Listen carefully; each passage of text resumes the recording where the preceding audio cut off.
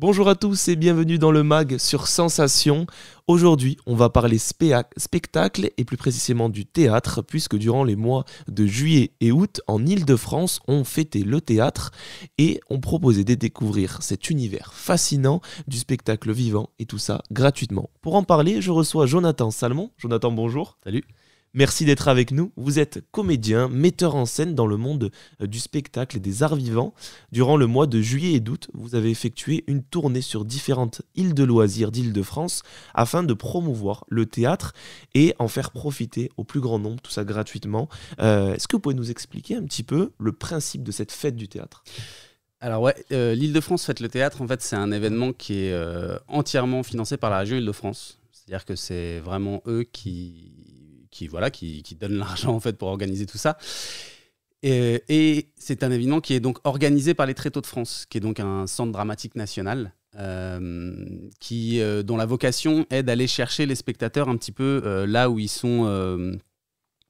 Là où ils sont pas. En fait, c'est d'aller chercher des spectateurs qui sont un peu éloignés du théâtre, qui n'ont pas forcément l'habitude d'aller au théâtre ou qui sont sur des territoires sur lesquels l'accès au théâtre et au spectacle vivant n'est pas forcément évident. Ça, c'est vraiment la mission des Tréteaux de France.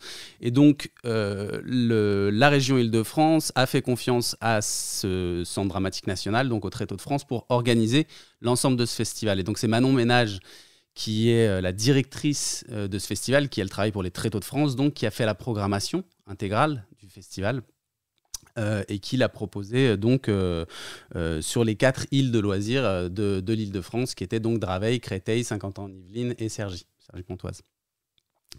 Et donc c'est une programmation à chaque fois sur 6 ou 7 jours sur chaque île de loisirs avec une dizaine de spectacles sur l'ensemble des 6 ou 7 jours, donc qui jouent plusieurs fois évidemment, et où donc l'intégralité de tous les spectacles est complètement gratuite. Voilà, c'est un accès complètement libre.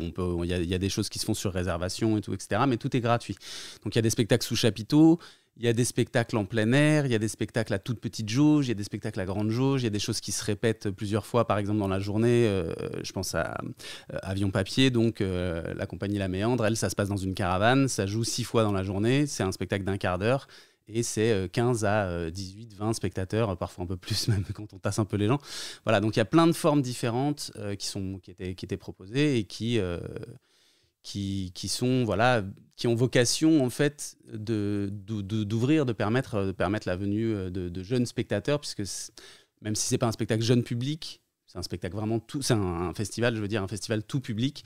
Il y a une orientation quand même vers les spectateurs les plus jeunes. Voilà. Et puis il y a des ateliers aussi, bien sûr, qui sont financés par le... Pour continuer du coup sur ce que vous venez de finir, les ateliers, donc sur ces bases de loisirs, la fête du théâtre, il n'y avait pas que du théâtre, il y avait aussi de l'initiation au monde du théâtre. Qu'est-ce que ça vous apporte de transmettre du coup cette passion que vous avez et ce qui est votre métier aujourd'hui ? Pour moi c'est essentiel parce que je voulais être prof avant j'ai toujours fait du théâtre et puis j'ai fait de la danse contemporaine et tout, etc. Mais moi au départ je voulais être prof de PS en fait.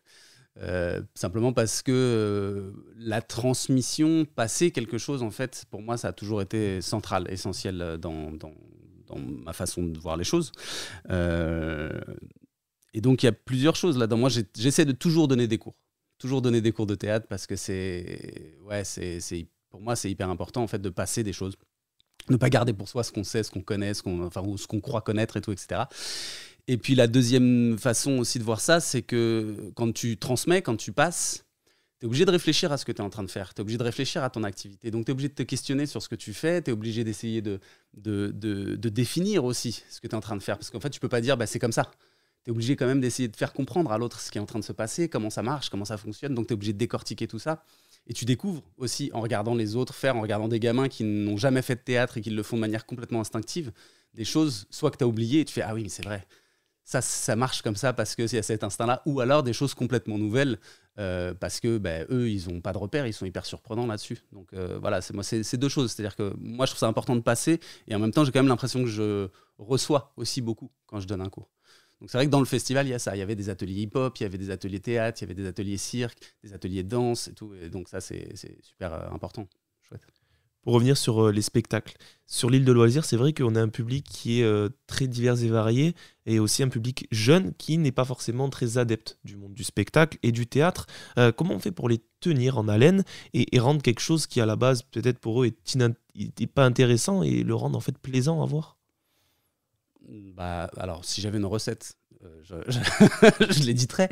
Mais je crois que la première chose, en tout cas à mon sens, qui est vraiment importante, c'est qu'il faut les prendre pour des personnes qui sont capables de réflexion, capables d'émotion et tout, etc. Donc, moi, j'ai l'impression qu'à partir du moment où tu crées un spectacle honnête, qui est pas, comment dire, qui est pas un spectacle de kermesse, tu vois, machin, qui est pas juste du pur divertissement, mais qui est un spectacle justement qui va les pousser à réfléchir, qui va les inviter à la rêverie, qui va les inviter à l'émotion et tout ça, etc. À partir du moment où en fait t'es quelqu'un qui parle à quelqu'un de quelque chose comme ça, ou qui essaye, voilà, la personne en face, forcément, qu'elle soit un enfant, qu'elle soit un adulte, qu'elle soit une personne âgée et tout, etc. En fait, comme ça répond à ses propres émotions, je crois que forcément, en fait, l'intérêt et l'échange, il se fait à cet endroit-là. Après, c'est ma façon de voir les choses. On peut faire du divertissement pur et dur. C'est super, le divertissement pur et dur, et c'est très, très intéressant aussi. Là, j'ai l'impression que l'enjeu de ce festival aussi est d'amener de la culture, donc un spectacle qui soit... Enfin, des spectacles, en tout cas, qui soient un tout petit peu plus... c'est pas difficile d'accès, mais qui emmène un tout petit peu plus de réflexion, en fait. Qui amène un tout petit peu plus de réflexion. Je crois que les gamins, ils adorent réfléchir. Ils adorent se poser des questions. Donc quand ils sont confrontés à ça et que c'est ludique et que c'est pas prise de tête et qu'en même temps voilà, ils sont ravis. Enfin, là on a eu vraiment 4 îles de loisirs, 4 populations très différentes aussi d'une île à l'autre, voilà, et puis même au sein d'un même territoire, d'une même région, des gamins très différents et des adultes aussi très différents, des personnes âgées, et je crois que tout le monde y a trouvé son compte, vraiment, quoi. Parce qu'en plus, si une proposition ne te plaît pas, ce qui est impossible aussi, il y en a d'autres. Et une proposition qui ne te plaît pas, ça ne veut pas dire qu'elle n'est pas intéressante en plus.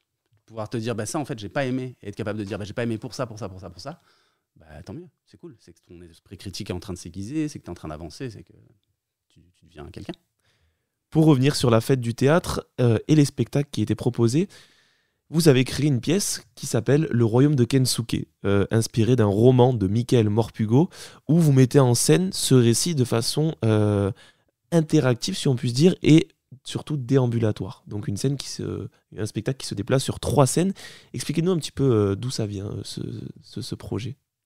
Ce projet, ouais, voilà. En fait, au départ, c'est donc Olivier Letellier, qui est le directeur des Tréteaux de France, et Manon Ménage, la directrice du festival, qui m'ont demandé, parce que moi je travaille depuis très longtemps avec Olivier Letellier, une mise en scène en plein air. Ils avaient envie d'un truc qui se déplace, qui amène les gens dans les îles de loisirs. Donc moi j'avais envie de travailler au départ autour de l'univers de Robinson Crusoe, voilà, cette espèce de truc d'île déserte et tout, un truc en plein air, ça m'évoquait ça. Et en parlant avec Caroline Girard, donc, qui est une espèce d'encyclopédie vivante, elle m'a parlé du Royaume de Kensuke, qui est un roman, donc jeunesse, un best-seller, comme on dit, voilà, qui est étudié dans les collèges et tout, etc., qui raconte donc l'histoire de Michael, qui est un jeune garçon de 12 ans, qui, après que ses parents aient perdu leur travail, part faire le tour du monde avec eux en bateau. Et puis un soir de tempête, en tout cas ses parents sont couchés à la cale, ils dorment, lui il tombe à l'eau et il se retrouve sur une île déserte en compagnie d'un vieillard japonais dont il ne comprend pas la langue, qui lui interdit de faire du feu, donc il lui interdit d'appeler au secours et de filer. Moi j'ai trouvé ça tout de suite immédiatement passionnant comme histoire, tout de suite parlant aussi pour des enfants, parce que je savais que voilà, vous voulez faire un spectacle aussi. Moi je veux toujours faire des spectacles qui s'adressent à tous. Donc je trouvais que c'était une super porte d'entrée dans l'univers, dans les Robinsonates, quoi, dans cet univers-là. Et puis il y a tout un aspect d'échange entre les générations, entre Michael, donc, qui est ce jeune garçon, et Kensuke, qui est ce vieillard, que je trouve hyper intéressant. C'est-à-dire que ces deux univers qui ne veulent pas se rencontrer, qui ne veulent rien avoir à faire l'un avec l'autre. Et puis quand ils décident de finalement, par nécessité en fait, se rencontrer, se croiser, ils s'enrichissent vraiment l'un et l'autre, et je trouve cette histoire-là hyper belle. Puis il y a la promesse aussi, en fait, Kensuke sauve Michael, et il y a la promesse qui se fait entre les deux à partir de ce moment-là, c'est-à-dire qu'à partir du moment où il l'a sauvé, il a une responsabilité envers lui, Et ça, je trouve que c'est une très très belle chose sur la parentalité aussi. Ce truc de je t'ai fait venir là, t'as rien demandé à personne, mais donc je suis responsable, quoi. Il y a voilà cette chose. Merci beaucoup Jonathan Salmon d'avoir accepté notre invitation. Pour en savoir plus, vous pouvez retrouver plus d'informations sur son compte Facebook, Jonathan Salmon. Merci à l'ISCPA de nous avoir accueillis dans ses locaux et vous pouvez retrouver cette émission en podcast audio et vidéo sur notre site et notre application Radio Sensation.